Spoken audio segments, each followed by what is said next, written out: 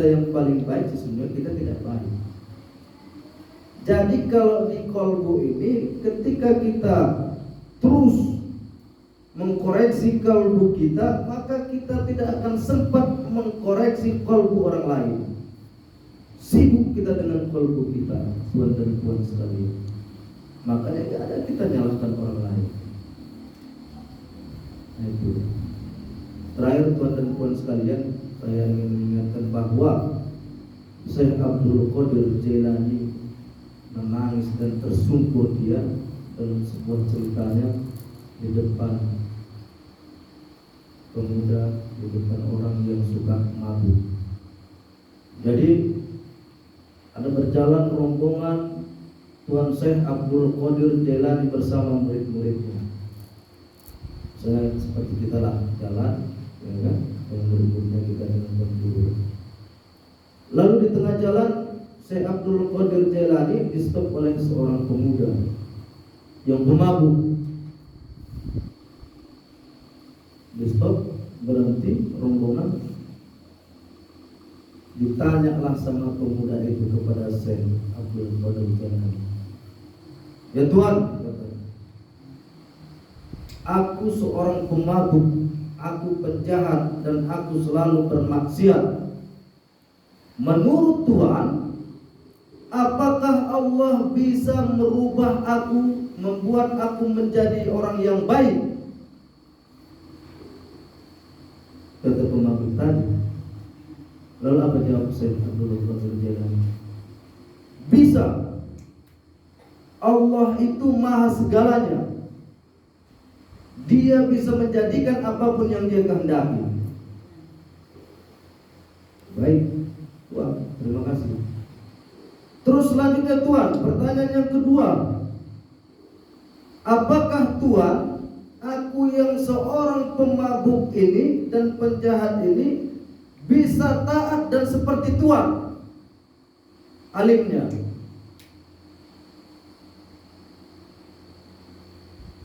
Jadi Syekh Abdul Qadir Jailani menjawab, bisa. Ketika itu dikehendaki Tuhan, apapun yang dikehendaki Tuhan bisa terjadi kalau dia berkehendak, karena dia maha berkuasa. Terus selanjutnya Tuhan, pertanyaan yang ketiga Tuhan,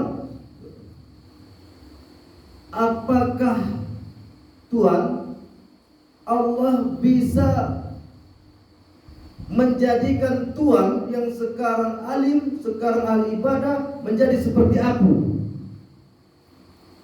Kata sahabat pemabuk itu, apakah Allah bisa menjadikan Tuhan yang alim ini terus dijadikan seperti aku? Tuhan menjadi seorang pemabuk, penjahat. Menangis Syekh Abdul Qadir Jailani tersungkur, tuan dan puan sekalian. Ya Allah, ya Allah, jangan sempat ubah ya Allah. Kita tidak tahu. Maka semua ini kan kehendak Allah ini merubah hati kita. Bisa hari ini kita baik, tuan dan puan sekalian, tapi setahun, 2 tahun, 3 tahun, dan yang kita khawatirkan akhir hayat kita malah kita jadi maksiat. Makanya jangan pernah kita memuji, kita menyalahkan orang. Selalu aja kita sibuk dengan hati kita. Ya Allah, terima kasih atas nikmat-Mu ya Allah, istiqomahkan aku dalam jalan ini ya Allah.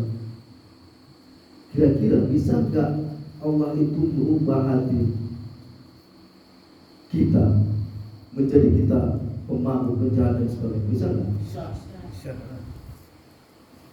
Maka kita tidak boleh sombong dengan ibadah kita. Kita tidak boleh sombong dengan ilmu-ilmu kita. Kita tidak boleh mengurusi orang lain, mengaji orang lain. Seperti tadi Syekh Abdul Qadir Jailani yang jelas-jelas ahli ibadah tersungkur di depan pemabuk dan penjahat. Karena pertanyaan yang terakhir tadi, bisakah Allah Tuhan merubah Tuhan yang alim menjadi pemabuk seperti aku?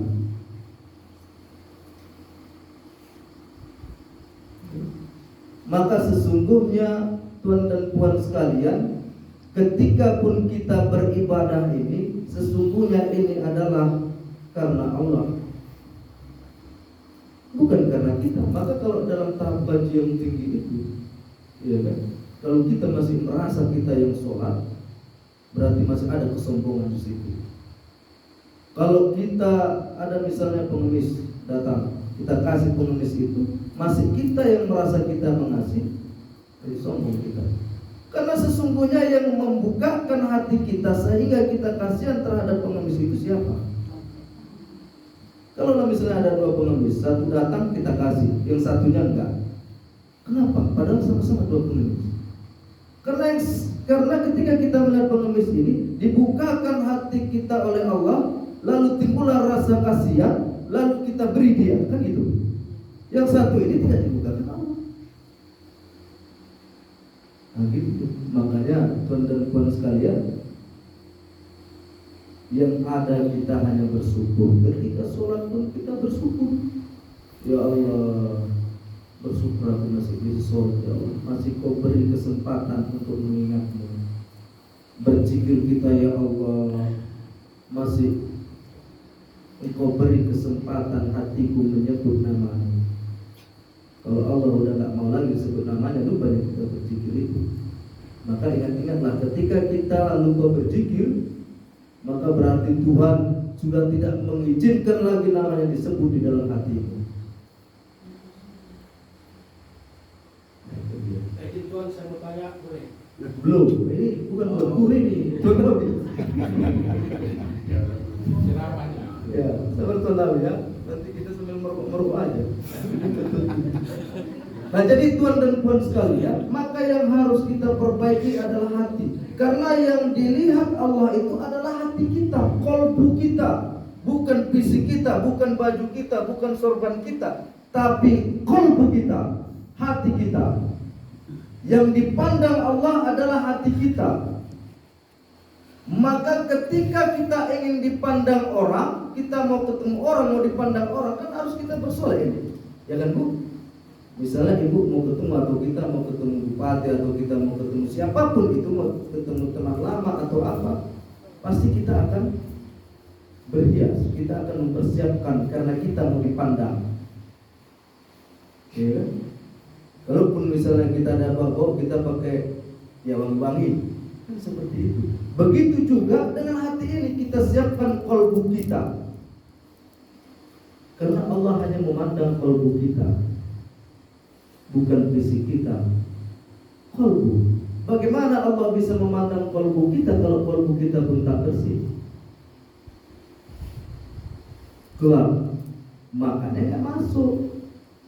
Iza zukirallahu wazilat qulubuhum, itu dia. Ketika kalimat Allah disebut, maka bergetar hati kita.